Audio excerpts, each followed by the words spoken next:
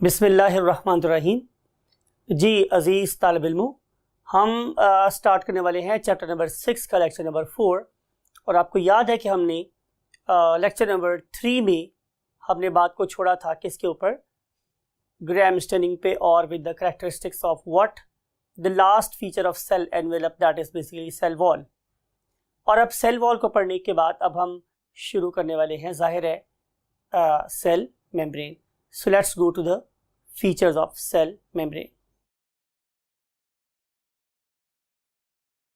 Let's start with the cell membrane.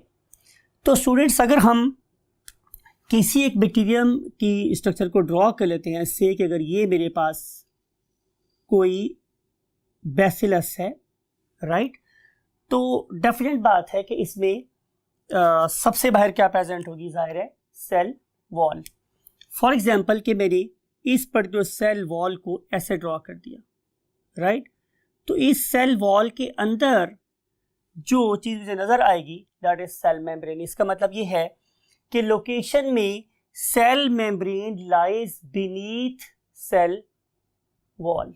तो लिख रहे हैं यहाँ पे लोकेशन में कि इट लाइज बीनीथ। जब मैं वर्ड यूज करता हूँ स्टूडेंट्स बीनीथ, तो इसका मतलब होता है नीचे। इसका मतलब स्टूडेंट्स क्या होता है, नीचे।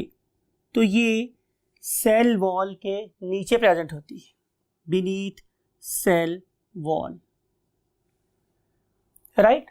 और अगर आप लोग इसकी स्ट्रक्चर की बात करो तो स्ट्रक्चर के लिहाज से स्टूडेंट्स ये क्या होती है, it is very soft, it is delicate, it is elastic and still it is tenacious. Mean इतना आसानी से नहीं फट जाती है, अगरचे ये बहुत डेलिकेट और सॉफ्ट है।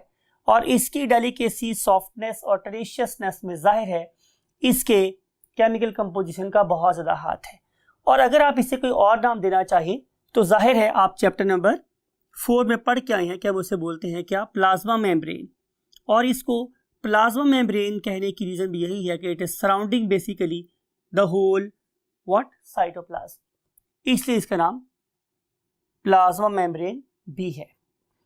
फिर अगर हम लोग स्टूडेंट्स इसकी आखिरी चीज़ पे आए जिसका नाम क्या है, इसके फंक्शन, तो फंक्शन जैसे मैंने पहले बहुत सारा रिलेट करता है स्ट्रक्चर के साथ, तो इसके लिहाज से हमें एक चीज़ और अंडरस्टैंड यहाँ पे करनी चाहिए कि क्या हमारे प्रोकैरियोट की सेल वॉल और यूकैरियोट की सेल वॉल एक जैसी है, सॉरी सेल मेम्ब्रेन, कि इस पर्टिकुलर फंक्शन को स्टडी करने से पहले हमें एक बात को और गौर से देखना चाहिए, और वो ये है कि क्या जो हमारे यूकैरियोट है और हमारे प्रोकैरियोट है दोनों की सेल मेम्ब्रेन एक जैसी है।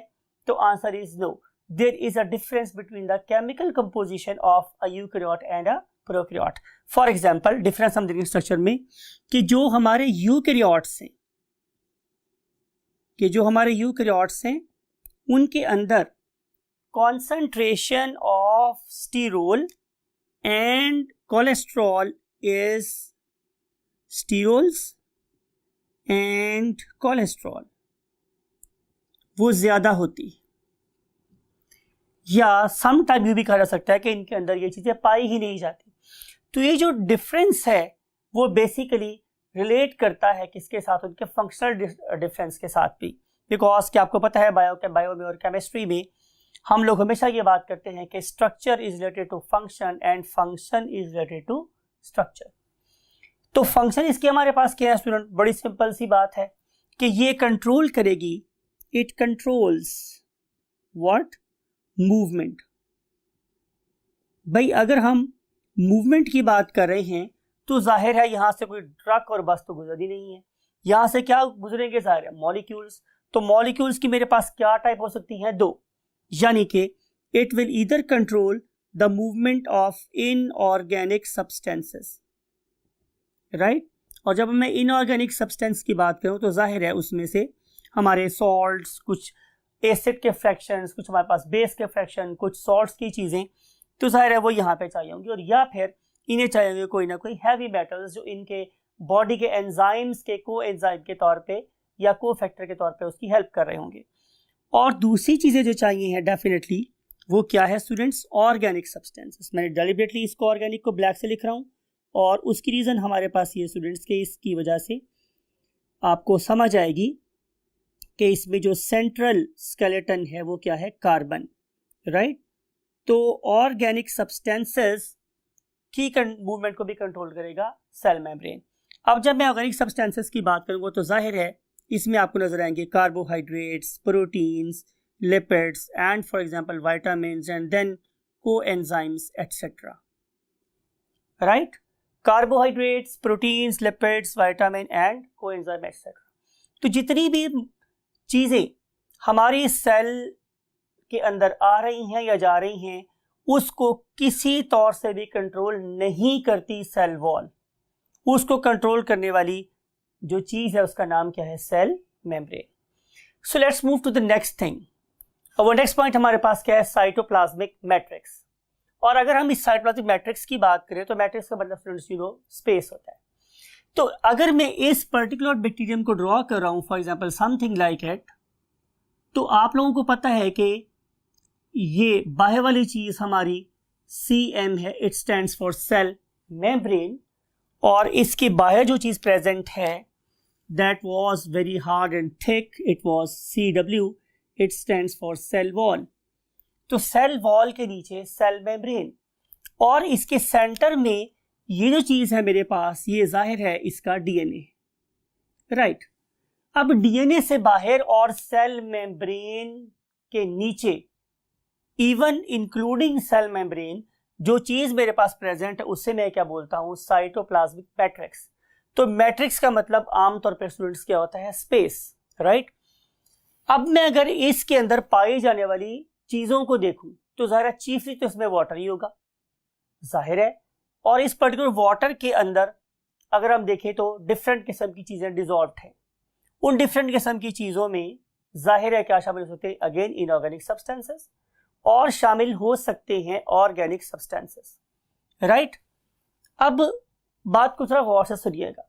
सेल मेम्ब्रेन हमारे साइटोप्लाज्म में जो लिक्विड फ्रैक्शन है वो, और इसके अंदर जितने भी ऑर्गेनेल्स प्रेजेंट है, ग्रेन्यूल्स प्रेजेंट है, उन सब चीजों को कलेक्टिवली अगर मैं कोई नाम देना चाहूं तो वो क्या है स्टूडेंट्स, प्रोटोप्लास्ट। तो यहां पे आप लोगों ने सब चीजें लिख देनी है। फॉर एग्जांपल आप लोगों ने सेल मेम्ब्रेन को इंक्लूड कर देना है, आप लोगों ने साइटोप्लाज्म को इंक्लूड कर जिसमें सारा वाटर शामिल है वो इंक्लूड करेंगे, और जितने भी इसके अदर पार्ट्स हैं उन सब को आप ऐड करके एक नाम देना चाहें तो वो क्या कहलाएगा, प्रोटोप्लास्ट। अब यहां पे ऑर्गेनेल्स या पार्ट्स क्या क्या हो सकते हैं जी, उसमें हमारे पास शामिल हो सकता है students what, number 1 is nucleoid region, means nucleus का रीजन शामिल हो सकता है, and then we may have plasmids, then we may have ribosomes, then we may have lysosomes, and then we may have two more things. One of them is called as, for example, cyst, other one may be called as spore, and still third thing may be the granules. तो इन सारी की सारी चीजों को मैं collectively क्या बोल सकता हूं स्टूडेंट्स, साइटोप्लाज्मिक मैट्रिक्स। इन तमाम के तमाम ऑर्गेनेल्स को, main part of the cells को हम वन बाय वन डिस्कस करने वाले हैं।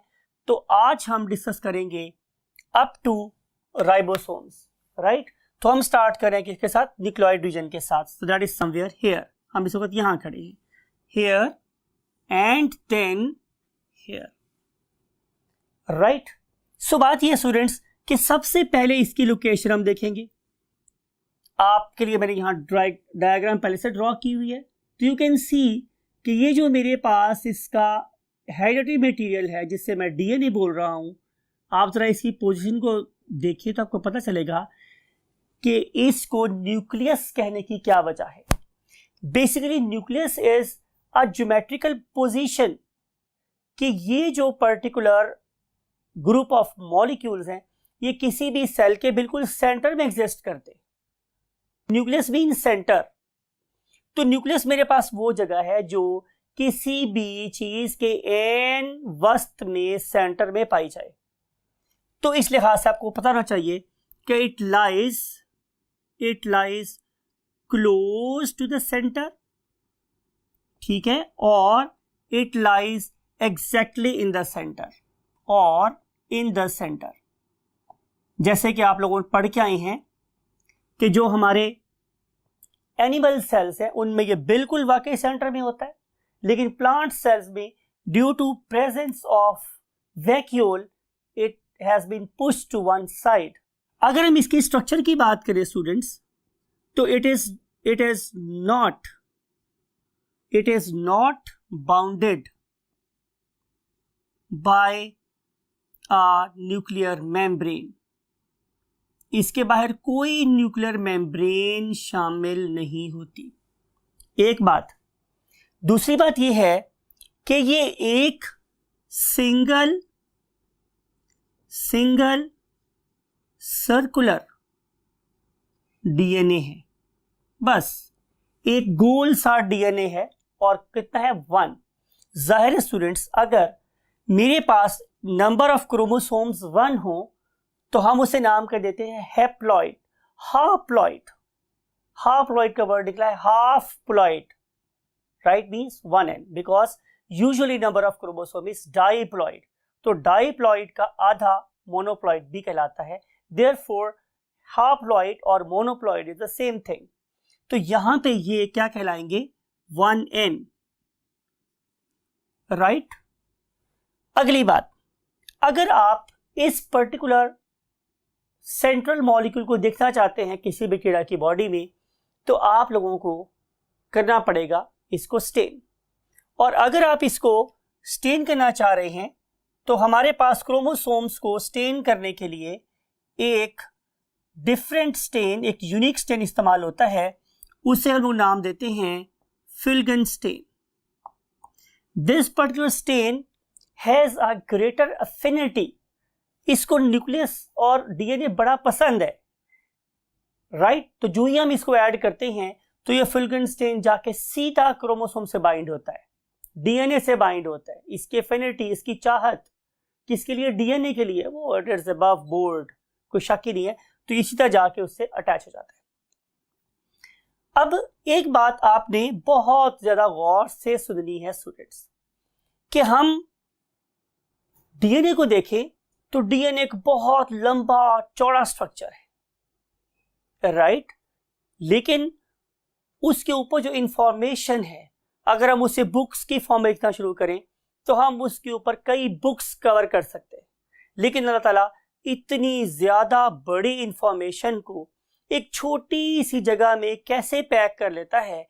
It is called as the marvel of God, right. तो हम इसी मार्वल ऑफ गॉड यानी कि डीएनए की बात करें अगर, तो आप देखेंगे कि इकोलाई की जो डीएनए की लेंथ है, इट इज जस्ट 1,4,000 nm। तो जितनी भी बैक्टीरिया की इंफॉर्मेशन है वो सारी की सारी अल्लाह रब्बुल इज्जत ने इतनी छोटी सी माइक्रोस्कोपिक स्पेस के अंदर फिल कर दिया। Therefore it is called as a marvel of God, right students। तो ये इंफॉर्मेशन भी आप लोगों के माइंड में हमेशा रहनी चाहिए। Now we want to move to the next organelle or part of the bacterial cell that is called as a plasmid। अब अगर आप प्लाज्मिड की बात करें स्टूडेंट्स, तो प्लाज्मिड्स बैक्टीरिया की बॉडी में यूनिफॉर्मली डिस्ट्रीब्यूटेड है इन द साइटोप्लाज्मिक मैट्रिक्स। कोई यहां प्रेजेंट है, कोई यहां प्रेजेंट है, कोई यहां प्रेजेंट है, राइट। तो आप लोग इसको लेबल कर सकते हैं एज व्हाट? प्लाज्मिड। सवाल यह है कि लोकेशन तो पता चल गई कि it is distributed in the cytoplasm. तो सवाल यह है कि इसकी केमिकल नेचर क्या है? तो answer is these are extra chromosomal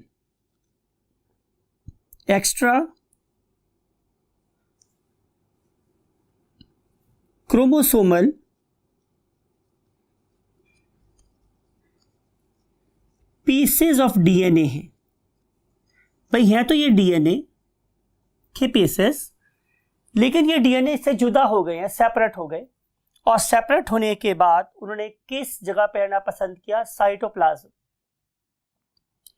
what is it's advantage? इसका एडवांटेज स्टूडेंट हमारे पास ये है कि इससे इस पर्टिकुलर ऑर्गेनिज्म को जेनेटिक वेरिएशंस हासिल होती, राइट? फिर अगली बात स्टूडेंट्स ये है कि जेनेटिक वेरिएशन का इस ऑर्गेनिज्म को सुपेरियरिटी कैसे मिलती है? जेनेटिक वेरिएशन से सुपेरियरिटी ऑब्टेन होगी बिकॉज कि इस particular extra chromosomal piece of DNA के ऊपर बहुत ज्यादा वैल्यूएबल इंफॉर्मेशन लिखी होती। फॉर एग्जाम्पल, यहां पे रेजिस्टेंस प्रेजेंट होती है against antibiotics, resistance against antibiotics. इसका क्या मतलब है? मिसाल के तौर पे आई एम ए डॉक्टर और आप मेरे पास एक केस लेकर आते हैं। No, I am a literate person. मुझे ये बात पता है कि आप लोगों की बॉडी में एंटीबायोटिक के गलत इस्तेमाल से प्रॉब्लम आ सकती है। तो मेरी ख्वाहिश हमेशा ये होगी कि मैं आप लोगों को पहले एक लो पावर वाली एंटीबायोटिक दूं, फिर मैं आप लोगों को थोड़ी सी और पावर वाली दूं, फिर और पावर वाली दूं। तो अगर आपका कोई जानने वाला मेरे पास आएगा और मैं उसे लो पावर एंटीबायोटिक दूं फॉर एग्जांपल, और अगर उस ऑर्गेनिज्म की बॉडी में पाया जाने वाला bacterium it is provided with the plasmid that has got a gene for antibiotic resistance, तो मेरी वेल सिलेक्टेड मेडिसिन उस बैक्टीरिया का कुछ नहीं बिगाड़ सकेगी because it has a armoury, it has a shield, it has a defence against my antibiotic. अब मेरी एंटीबायोटिक जो सिलेक्टेड एंटीबायोटिक थी उसका नुकसान हुआ किसको? मेरे पेशेंट को। लेकिन फायदा किसको हुआ? बैक्टीरिया को, क्योंकि इस पर्टिकुलर जीन की वजह से ये वाला बैक्टीरिया मरने से बच गया। आप लोग ये कहेंगे जनाब सर को तो आता जाता है कुछ नहीं है, उनकी मेडिसिन तो फर्क ही कोई नहीं पड़ा। So let's move to the quack. आप किसी क्वैक के पास चले जाओगे। अब क्वैक क्या करेगा? आप लोगों को पहले ही नंबर पे जो उस वक्त की सबसे स्ट्रॉन्ग मेडिसिन दे देगा। अब रिजल्ट क्या हुआ? जाहिर है उस नई इंट्रोड्यूस्ड मेडिसिन के अगेंस्ट चूंकि बैक्टीरिया ने अभी रेजिस्टेंस डेवलप नहीं की, उसके प्लाज्मिड में इंफॉर्मेशन कोड नहीं हुई, तो वो ऑर्गेनिज्म जल्दी से ठीक हो जाएगा। तो आप ये समझेंगे जनाब कि एक क्वालिफाइड डॉक्टर से तो एक क्वैक बेहतर है। हालांकि यू आर रॉन्ग। हमेशा सबसे पहले लो पोटेंसी एंटीबायोटिक देनी चाहिए और उसके बाद ग्रेजुअली एंटीबायोटिक्स की रेजिस्टेंस को फेस करते हुए ऊपर जाना चाहिए, ना कि हम नंबर 1 पे ही एक ऐसी मेडिसिन सेलेक्ट कर लें कि जो फ्यूचर में हमें नुकसान पहुंचा सकती हो। क्योंकि जितनी मेडिसिन स्ट्रांग होती चली जाएगी उसका इफेक्ट आप लोगों के किडनीज और लिवर पे उतना ही बढ़ता चला जाएगा, राइट? सो बिलीव कि your doctors they are literate person and they know how to tackle the problem and what could be the safest medicine for the patient, right students? लेकिन बहरहाल इस एंटीबायोटिक रेजिस्टेंस का bacteria को फायदा होता है। इसके अलावा इन पर्टिकुलर प्लाज्मिड्स के ऊपर हैवी मेटल के अगेंस्ट रेजिस्टेंट जीन्स भी प्रेजेंट होते हैं। Genes against heavy metal, right? Heavy metal से अगेंस्ट भी हो सकता है। फिर इसके ऊपर जीन्स हो सकते हैं अगेंस्ट हैजर्डस मेटाबोलाइट्स, तो ऐसी चीजें जो उसके मेटाबॉलिज्म को खराब कर सकती हैं उसके अगेंस्ट भी इसके पास क्या प्रेजेंट है? जीन प्रेजेंट है। Same is the case here कि जिस बैक्टीरिया के पास ये प्लाज्मिड है वो उस प्लाज्मिड को अपने नॉर्मल जीनोम में ऐड भी कर सकते हैं और निकाल भी सकते हैं to develop resistance against any abnormal environmental condition. It means having plasmid is better than not having the plasmid. So plasmids are blessing for the bacteria. अब अगली बात यह है स्टूडेंट्स कि एप्लीकेशन क्या है इस पर्टिकुलर ऑर्गेनेल की। तो आंसर यह है कि हजरत इंसान ने, ह्यूमन बीइंग ने इस पर्टिकुलर ऑर्गेनेल को यूज किया है। किसके लिए? humans are using particular organelle for genetic engineering. Genetic engineering.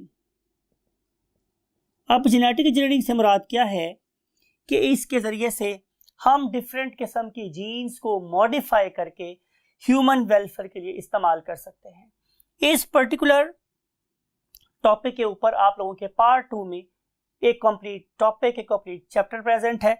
जब हम वहां पे जाएंगे तो इनको अप्लाई करके देखेंगे कि ये प्लाज्मिड ह्यूमन वेलफेयर के लिए कैसे इस्तेमाल हो सकते हैं।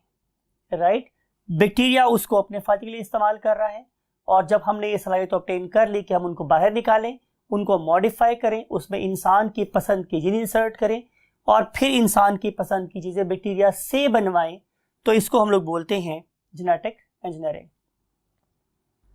सो let's move to the next topic. और वो नेक्स्ट टॉपिक है स्टूडेंट्स क्या, मीजोसोम्स। और एज यूजुअल मैं सबसे पहले डिस्कस कर रहा हूँ इनकी क्या लोकेशन। तो लोकेशन के एतबार से स्टूडेंट्स ये है कि ये वाले ऑर्गेनल्स ये सेल मेम्ब्रेन के साथ ही एसोसिएटेड हैं समवेयर हियर। आपको पता चल गया होगा कि इसके बाहर जाहिर है क्या प्रेजेंट है, सेल वॉल। सो सेल वॉल के नीचे सेल मेम्ब्रेन के साथ एसोसिएटेड हैं ये वाले ऑर्गेनल्स। ये ऑर्गेनल्स बनते कैसे हैं? तो आंसर इज, मैंने लिखा हुआ है आप लोगों के लिए पहले से, बाय द इनवेजिनेशन। अब मैं इसको जरा मोटा लिखता हूं आप लोगों ताकि आप लोगों को समझ आ जाए। बाय द इनवेजिनेशन, इनवेजिनेशन का मतलब होता है by the inward folds. Right, अगर आप लोगों के पास कोई एक दुपट्टा है फॉर एग्जांपल, और आप उसकी डिफरेंट किस्म की फोल्ड्स बना लेते हैं, तो हम उसे बोलेंगे कि किसी पॉइंट से दुपट्टा है वो अंदर की तरफ गया हुआ है और उस किस्में डिवाइड हो गया इनटू फोल्ड्स। राइट, तो वो जो फोल्डेड दुपट्टा है ये किसी स्टैक की फॉर्म में भी हो सकता है। राइट, वो किसी लेयर की फॉर्म में भी हो सकता है। तो इस पर्टिकुलर चीज को हम बोलते हैं क्या, इनवर्ड फोल्ड्स और इन्वेजिनेशंस। राइट, अब अगली बात यह है कि इनसे बनने वाली फोल्ड्स या इस तरीके से बनने वाली स्टैक्स या हमारे पास लेयर्स, राइट, ये किस किस किस्म के फंक्शंस परफॉर्म कर सकती हैं। तो आप लोगों की बुक ने इनके हमें 4 डिफरेंट यूनिक फंक्शंस दिए हुए हैं। नंबर 1 स्टूडेंट्स मेरे पास क्या है, सेल डिवीजन, कि जब आपने सेल्स को डिवाइड करवाना है तो उसके लिए जो सिग्नल्स हैं वो बेसिकली इस पर्टिकुलर ऑर्गेनल से आ रहे होते हैं। Number 2 is replication of DNA. तो जब हमने डीएनए को रेप्लिकेट करवाना है तो उसमें भी इस तरफ से बहुत अहम रोल प्ले किया जाता है। फिर उसके बाद स्टूडेंट्स इंपॉर्टेंट थिंग है दैट इज रेस्पिरेशन, यानी कि समझा जाता है कि जो रेस्पिरेटरी एंजाइम्स हैं वो भी इन्हीं के साथ एसोसिएटेड हैं। राइट, रेस्पिरेटरी एंजाइम्स, और रेस्पिरेटरी एंजाइम्स के बाद जो आखिरी चीज हमारे पास आती है स्टूडेंट्स वो क्या है, एक्सपोर्ट ऑफ एक्सोसेलुलर और एक्स्ट्रा सेलुलर, मीन टू से कि सेल के बाहर, एक्सो का मतलब भी होता है बाहर, एंडो का मतलब होता है अंदर, एक्स्ट्रा और एक्सो का मतलब होता है आउटसाइड। तो जितने भी हमारे पास एक्सोसेलुलर एंजाइम्स हैं उनको रिलीज करवाने में भी इन्हीं मीजोसोम्स का हाथ होता है। अब इसकी जरूरत क्या पेश आई? तो आंसर इसका ये है स्टूडेंट्स कि ऐसा हो सकता है कि बैक्टीरिया को अपनी सराउंडिंग में कोई ऐसा ऑर्गेनिज्म मिले दैट कि जिसकी तरफ से उससे कोई थ्रेट एंड सिग्नल्स आ रहे हों, तो ये बैक्टीरिया भी क्या करेंगे कि ये अपने फाइटर एंजाइम्स को बाहर भेजेंगे ताकि वो उस पर्टिकुलर थ्रेट से क्या करें, निजात हासिल कर ले, get rid of that particular threat. तो उस पर्टिकुलर थ्रेट से ओवरकम करने के लिए अपने आप को ये वाले मीजोसोम्स एंजाइम रिलीज करते हैं to carry out some extra cellular digestion और exocellular digestion against its enemy. Right, तो ये था स्टूडेंट्स फंक्शन किसका, हमारे मीजोसोम्स का। और फाइनली हम पढ़ने वाले हैं क्या, राइबोसोम्स। अब राइबोसोम्स का क्या लोकेशन सबसे इंपॉर्टेंट, सबसे नंबर 1 कि जो हमारे जो राइबोसोम्स हैं वो हमारे साइटोप्लाज्म के अंदर भी प्रेजेंट होते हैं और बाज़ औक़ात ये सेल मेम्ब्रेन के साथ भी अटैच होते हैं, राइट। तो दो जगह एग्जिस्ट करते हैं।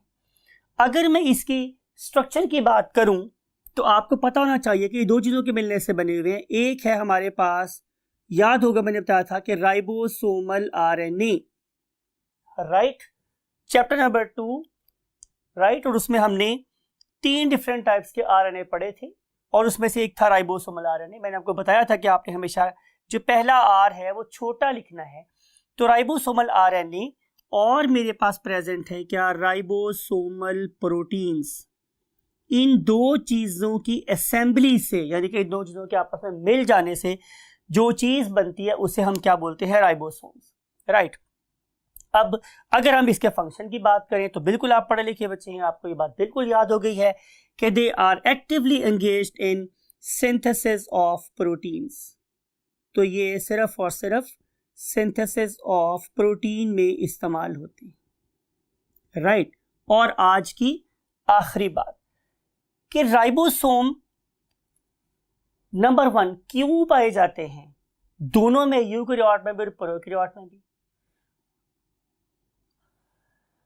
पॉइंट टू बी नोटेड कि राइबोसोम वो वाहिद ऑर्गेनेल है कि जो यूकेरियोट में भी होता है और प्रोकैरियोट में भी होता है।